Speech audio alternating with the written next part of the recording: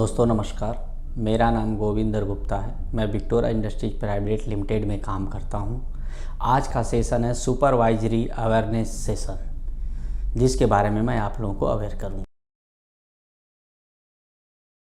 सबसे पहले हम आपको ये दिखा रहे हैं कि हमारे जो है 2 साल का ट्रेंड डिफेक्ट ट्रेंड है, जो 2021-22 में 13 डिफेक्ट हैं, 2022-23 में till June first quarter year में 5 डिफेक्ट हैं।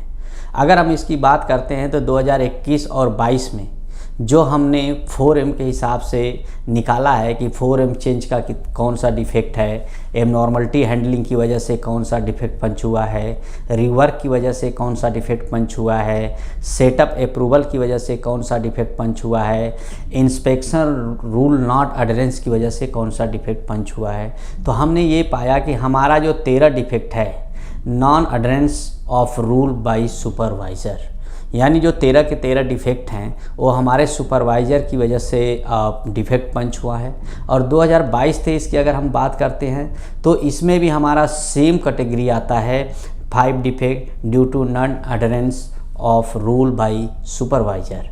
तो इसके देखते हुए हम लोगों ने एक सेशन तैयार किया कि हम जो है अपने सुपरवाइज़र को अवेयरनेस करेंगे, जिसके बारे में मैं दिखा रहा हूं कि ये कैसे हमने इसको निकाला है, तो कि सुपरवाइज़र की वजह से ये डिफेक्ट पंच हुए हैं, डिफेक्ट आए हैं। तो अगर हम पहले जो है प्रॉब्लम की बात करते हैं तो हमारा है रेनिप front door window rear R, जो कि YHB मॉडल का है। इसका पंचिंग मिस की प्रॉब्लम गई थी, जिसमें प्रोडक्शन सुपरवाइज़र, क्वालिटी सुपरवाइज़र और हमने प्रोडक्शन शिफ्ट दिया है कि जो 20 शिफ्ट में ये पार्ट बना है और 20 शिफ्ट में ही इंस्पेक्शन हुआ है और ये पार्ट जो है स्किप हुआ है।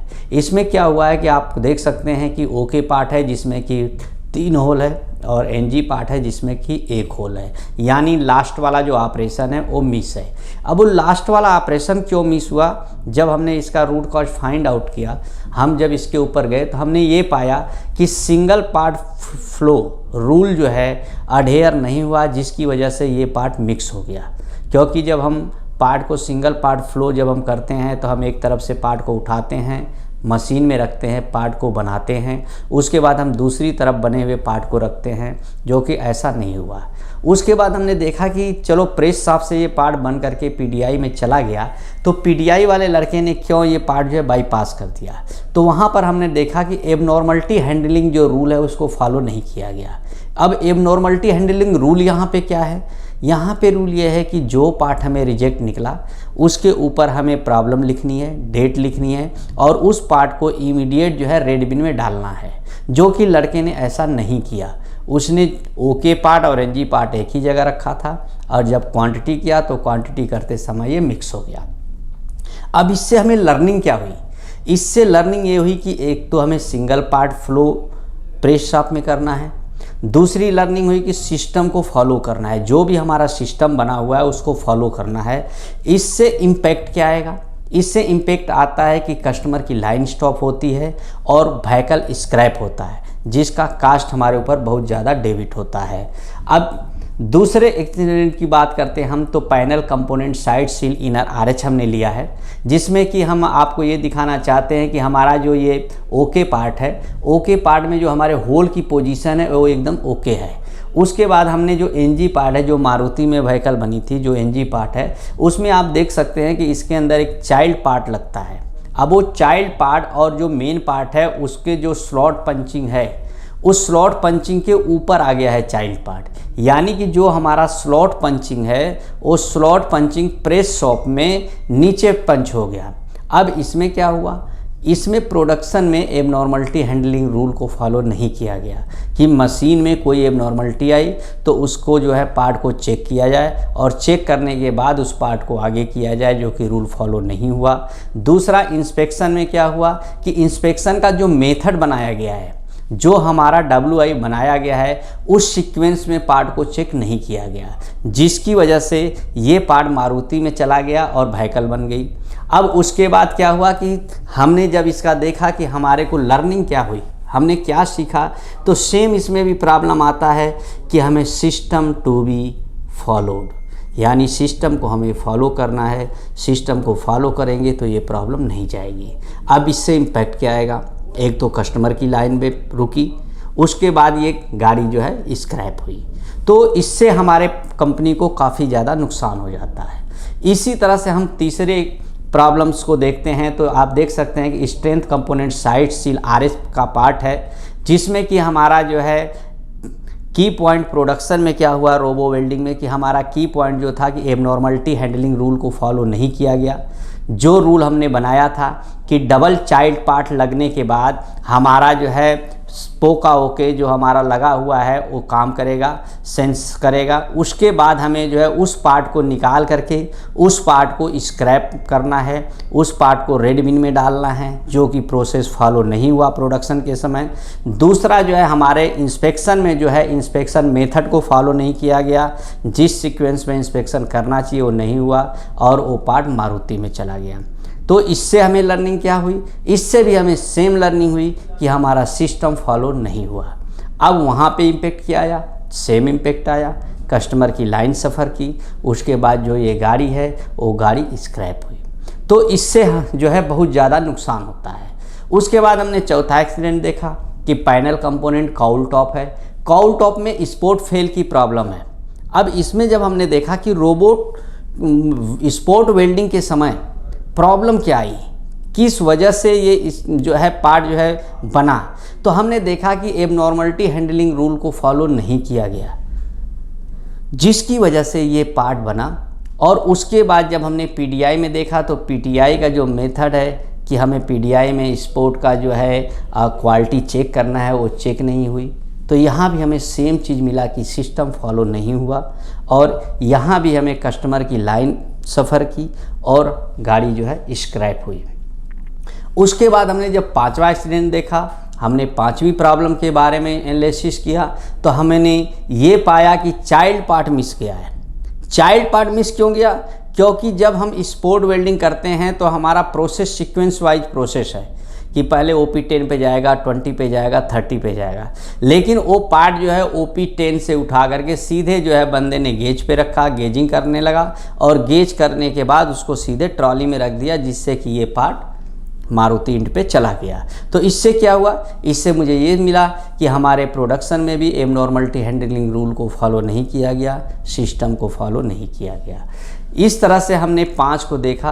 तो हमने क्या देखा कि हमारी जो सुपरवाइजरी है, जो सुपरवाइजरों का जो मॉनिटरिंग है वो वीक है, क्योंकि ये जितने भी डिफेक्ट गए हैं वो सुपरवाइजरी की मॉनिटरिंग वीक होने की वजह से गए हैं। अब हम रिस्पॉन्सिबिलिटी बताते हैं कि सुपरवाइजर की रिस्पॉन्सिबिलिटी क्या होती है। तो अगर हम बात करें तो पहले हमें सेफ्टी नॉर्म्स का ध्यान रखना है, जो भी सेफ्टी इक्विपमेंट हमें PPE पहनने हैं वो पहनना है। 4M चेंज मैनेजमेंट सिस्टम का ध्यान रखना है कि हमारा जो 4M चेंज का रूल है उसको प्रॉपर फॉलो करना है।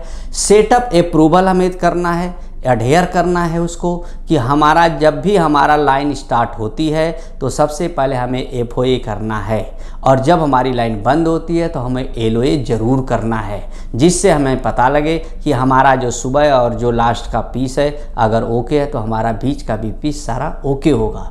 उसके बाद रिजेक्शन एंड रिवर्क को हैंडलिंग करना है कि रिजेक्शन का जो हमारा रूल है उस रूल के हिसाब से हमें रिजेक्शन को हैंडल करना है, जो रिवर्क का रूल है उस रूल के हिसाब से हमें रिवर्क को हैंडल करना है। उसके बाद मिक्सअप कंट्रोल का है कि पार्ट मिक्स ना हो आपस में, उसका जो रूल बना है उसको हमें फॉलो करना है। पोका ओके वेरिफिकेशन, डेली हमें स्टार्ट ऑफ द शिप हमें पोका ओके को वेरीफाई करना है, उसके बाद ही हमें अपनी लाइन को स्टार्ट करना है। उसके बाद ब्रेक डाउन रूल को फॉलो करना है कि अगर हमारा कोई ब्रेक डाउन आता है तो ब्रेक डाउन आने के बाद हमें जो है क्या रूल बनाया गया है उस रूल को फॉलो करना है। उसके बाद हमने एबनॉर्मलिटी हैंडलिंग रूल को फॉलो करना है कि अगर कोई प्रोसेस के दौरान एबनॉर्मलिटी आती है तो हमें जो रूल बताया गया है उसको फॉलो करना है। उसके बाद आता है टिप मैनेजमेंट सिस्टम।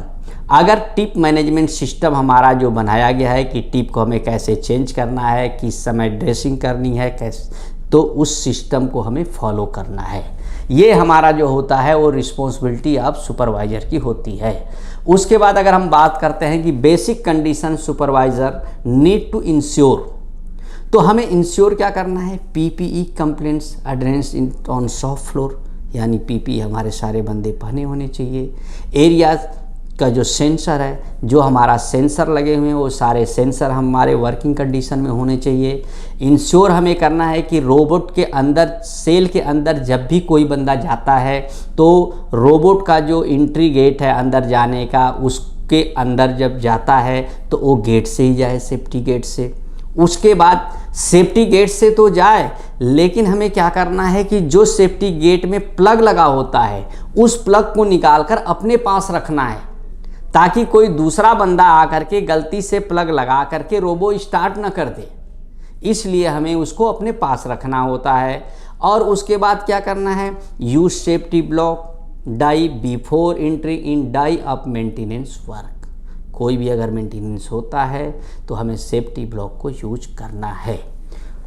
उसके बाद अगर हम आगे बढ़ते हैं सेफ्टी नॉर्म्स को, तो हम सेफ्टी नॉर्म्स को ध्यान में देते हुए press shop, weld shop, assembly shop, PDI line, dispatch line, आपका arm storage area, rework storage area में कौन कौन सा पीपीई मैट्रिक्स हमें यूज करना है वो हमने सारा आपको बताया है कि हैंड ग्लव्स कहाँ यूज करना है, सेफ्टी शूज कहाँ यूज करना है, एयर प्लग कहाँ यूज करना है, मास्क कहाँ यूज करना है, हैंड ग्लव्स जो है, हेलमेट कहाँ यूज करना है, एप्रन कहाँ यूज करना है, गॉगल्स कहाँ यूज करना है। तो ये सारी चीज़ें हमने आपको बताया है area wise.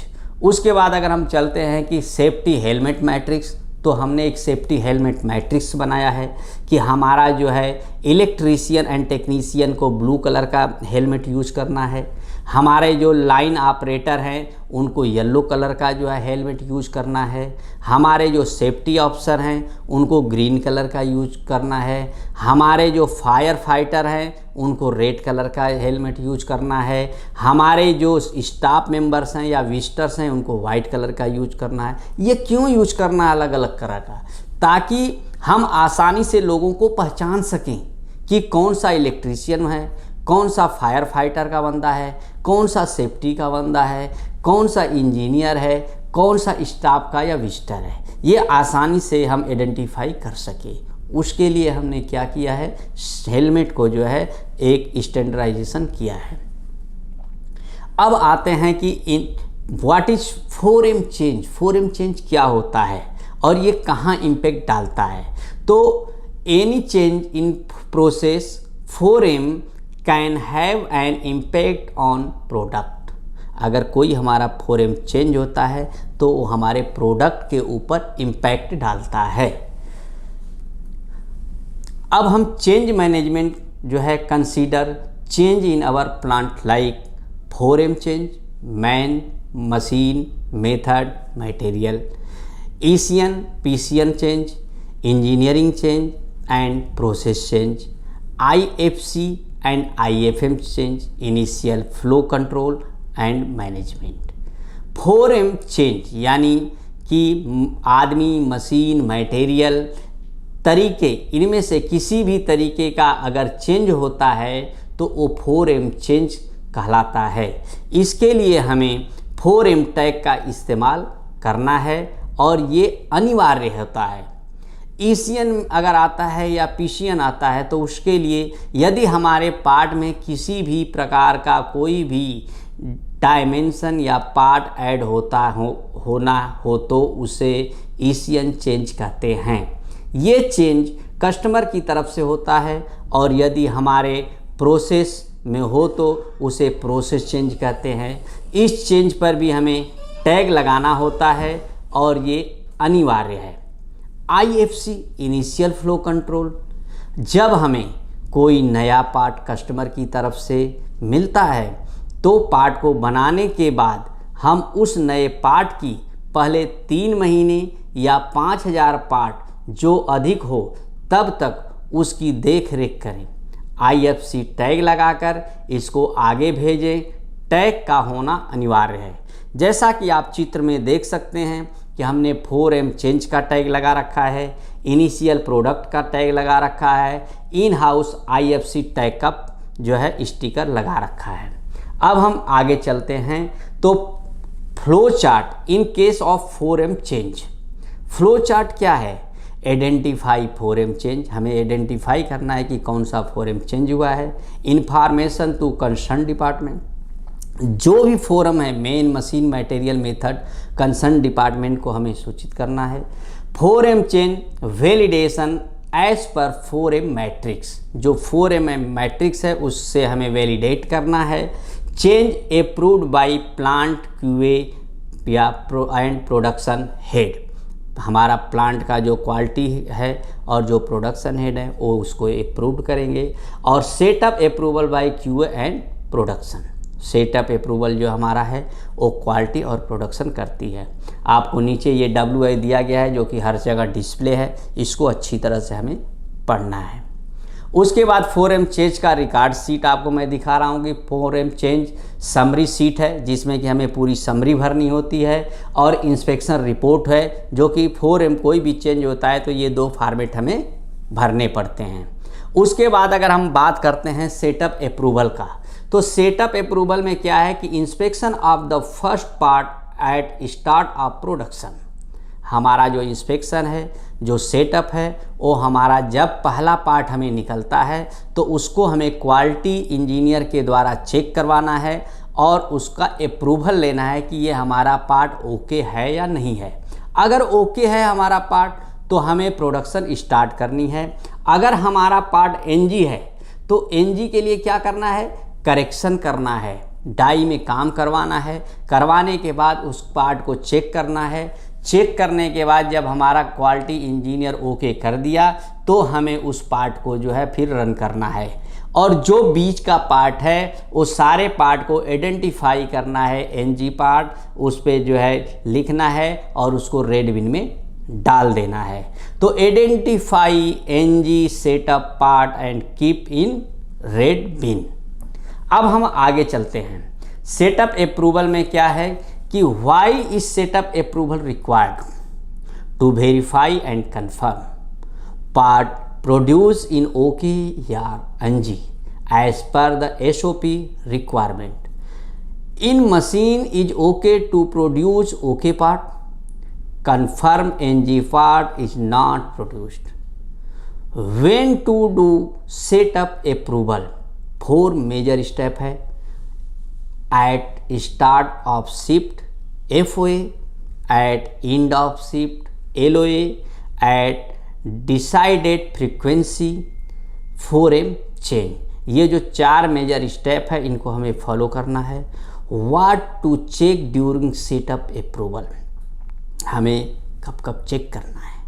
Machine parameter as per SOP, part characteristics as per SOP, part for any defect, spot strength NDT, part qualification in checking fixture. ये जो हमारे हैं कन्फर्मेशन फिलिंग चेक शीट, ये सारे हमें करने के बाद हमें अपनी चेक शीट में फिल करना है। उसके बाद rework and rejection. Rework and rejection का क्या होता है कि रिवर्क एंड रिजेक्शन में हमारा कोई भी पार्ट हमारा बना, वो पार्ट का हमने इंस्पेक्शन किया, उसका result at PDI in process पे आया। अगर ओके है तो send part to FG area या नेक्स्ट ऑपरेशन। हमारा FG एरिया में अगर ओके पार्ट है तो FG एरिया में जाएगा या तो नेक्स्ट ऑपरेशन में। अगर NG पार्ट है, अगर वो पार्ट NG बन गया तो क्या करना है, identify part with hold tag and maintain defect, उसको होल्ड टैग लगाना है और उसके ऊपर डिफेक्ट लिखना है। उसके बाद उसको येलो बिन में रखना है। उसके बाद segregate the part on basis of defect as per matrix. जो हमारा नॉन रिवर्केबल है वो मूव करना है हमें रेड बिन में, एंड रिवर्केबल को फॉलो करना है रिवर्क का SOP, और उसके हिसाब से हमें उस पार्ट को जो है रिवर्क करना है। अब हम आते हैं रिवर्क एंड रिजेक्शन का। What need to be taken care of while performing rework activity, rework done by authorised rework person only. जो हम रिवर्क करेंगे वो ऑथोराइज्ड पर्सन के द्वारा ही होगा। Rework is done according to rework method defined. जो रिवर्क का मेथड डिफाइन है उसके हिसाब से ही हमें पार्ट को रिवर्क कराना है। Rework identification marking is done as per SOP। Rework part is verified after rework. Verify and update rework record. ये सारी चीज़ें हमें करनी है।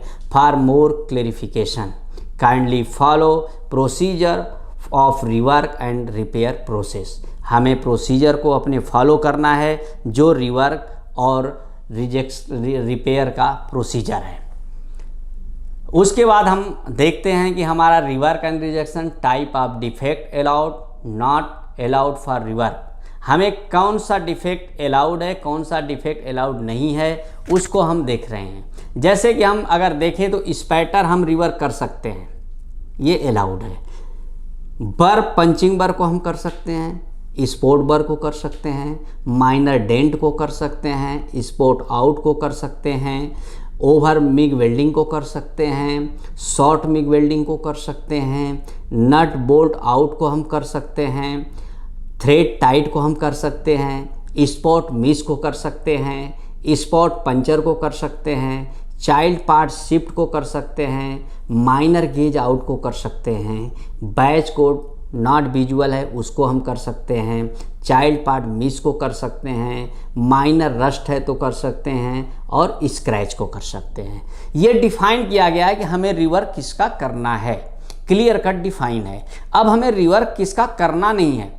क्रैक हो गया, थिनिंग हो गई, रिंकल हो गया, ब्लैंक शॉट हो गया, फ्लैंज आउट हो गया, सीट पंचर हो गई, प्रोफाइल एनजी हो गई, हमारा नट आउट हो गया, हमारा जो है मेजर डेंट आ गया, हमारा पेनिट्रेशन एनजी आ गया, इसको हमें रिवर्क नहीं करना है। अगर हम बात करें तो मारुए ऑपरेशन अगर कोई है तो उसको भी रिवर्क नहीं करना है, चाहे उसमें किसी भी टाइप का डिफेक्ट आया हो। अब हम आगे चलते हैं। Rework and rejection. Is rework verification necessary. क्या जरूरी है रिवर्क को वेरीफाई करना? यस, जरूरी है। There is if there is any other defect in part. हमने रिवर्क कर दिया किसी प्रॉब्लम के लिए, लेकिन उसमें और भी कोई प्रॉब्लम हो सकती है, इसलिए एनजी पार्ट को हमें पूरा जो है अच्छी तरह से दोबारा से PDI करना ज़रूरी है, नहीं तो वो पार्ट कस्टमर तक पहुंच सकता है और क्या हो सकता है, कंप्लेंट आ सकती है। How to identify authorise rework person. हम आइडेंटिफाई कैसे करें कि रिवर्क पर्सन कौन है? तो उसके स्किल पे, पर्सन के स्किल पे इवैल्यूएट करके रिवर्क का जो टेस्ट पेपर है उसको लेकर के हम आइडेंटिफाई करते हैं कि ये बंदा हमारे रिवर्क पार्ट को रिवर्क कर सकता है। जो हमारी रिक्वायर्ड है प्रोडक्ट की और प्रोसेस की, उसको नॉलेज होनी चाहिए। उसके बाद हम आते हैं कि what to do if rework is NG. Mark part with blue marker, update verification status NG in rework record, update rejection note status in rework record. आप यहाँ देखेंगे तो हमने एक बड़ा अच्छा वर्ड लिखा है, PDI to be must after rework and no rework after PDI। यानी कि PDI हमारी जरूरी है रिवर्क के बाद, एस जरूरी है, नो रिवर्क आफ्टर PDI। क्या PDI के बाद हमें रिवर्क करना है? नो, हम रिवर्क के बाद PDI जरूर करेंगे, लेकिन PDI के बाद रिवर्क नहीं करेंगे।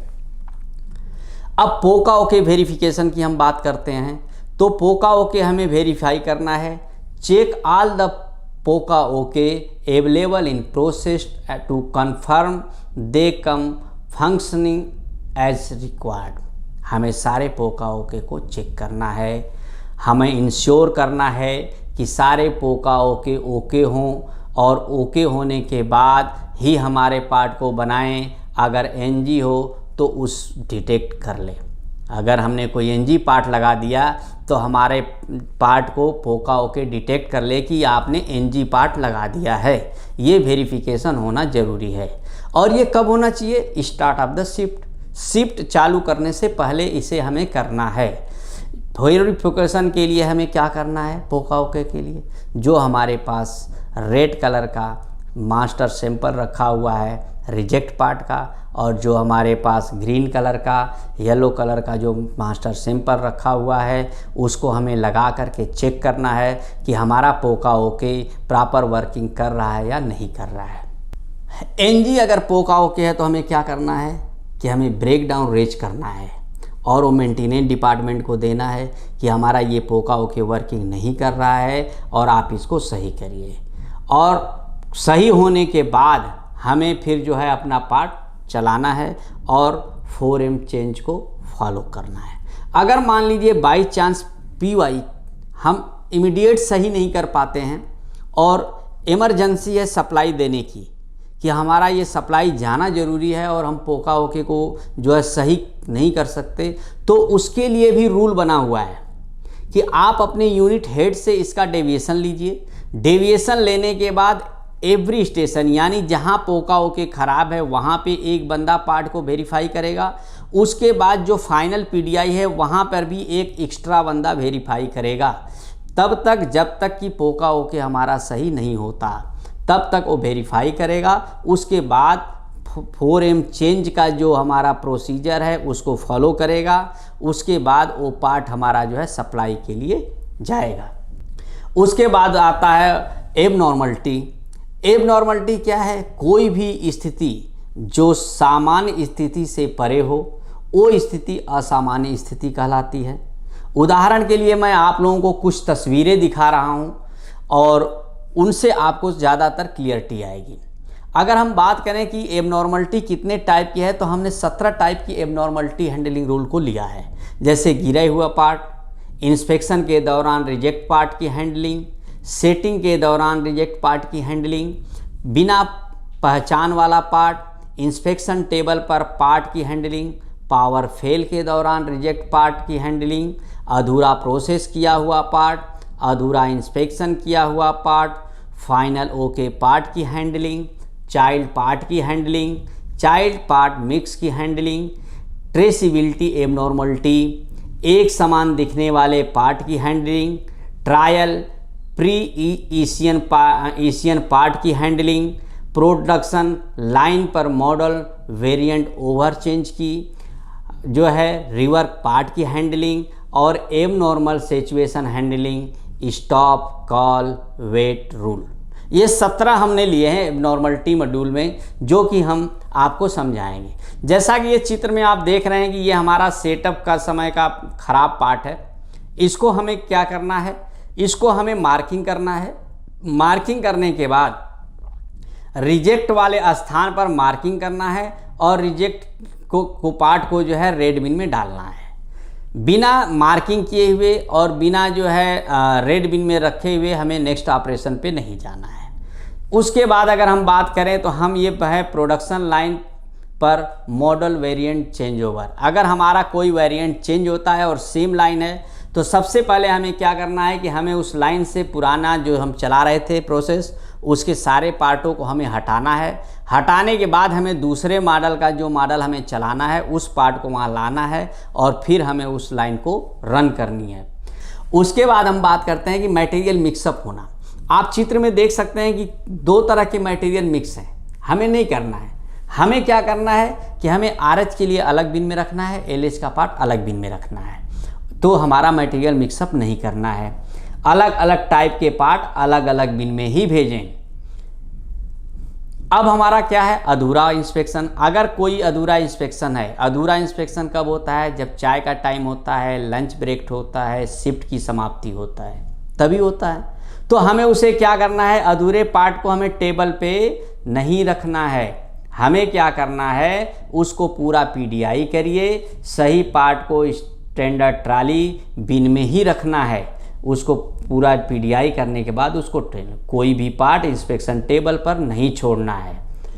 उसके बाद आपको दिखाता हूँ कि रिवर्क पार्ट की हैंडलिंग, रिवर्क होने वाला पार्ट को बिना पहचान के रख दिया तो हमें पहचान नहीं आएगा इसमें क्या प्रॉब्लम है।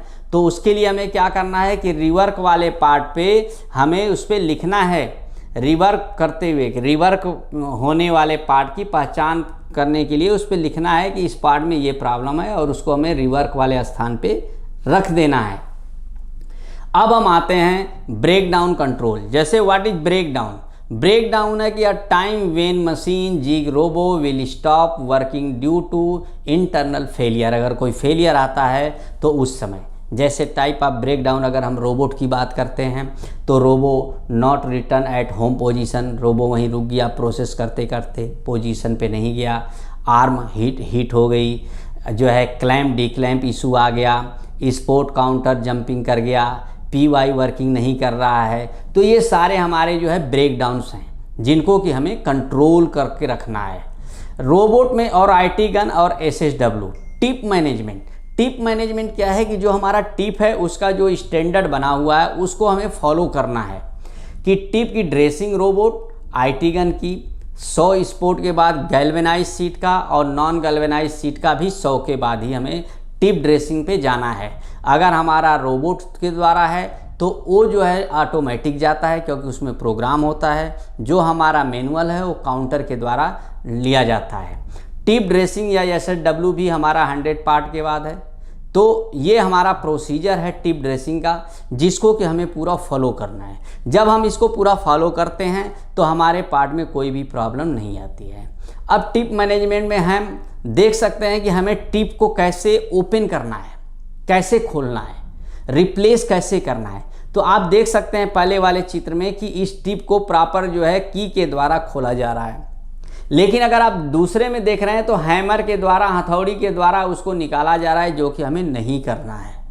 इससे क्या होगा कि हमारी आर्म जो है वो ख़राब होती है, टिप खराब होता है, आर्म खराब होती है, तो ये हमें नहीं करना है।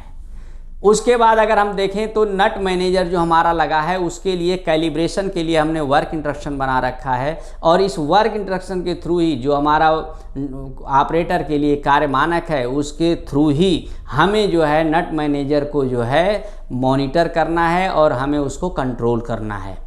उसके बाद हम आते हैं टिप अलाइनमेंट। जब हम टिप चेंज करते हैं या कोई एबनॉर्मलिटी होती है तो हमारा टिप का अलाइनमेंट ख़राब हो जाता है।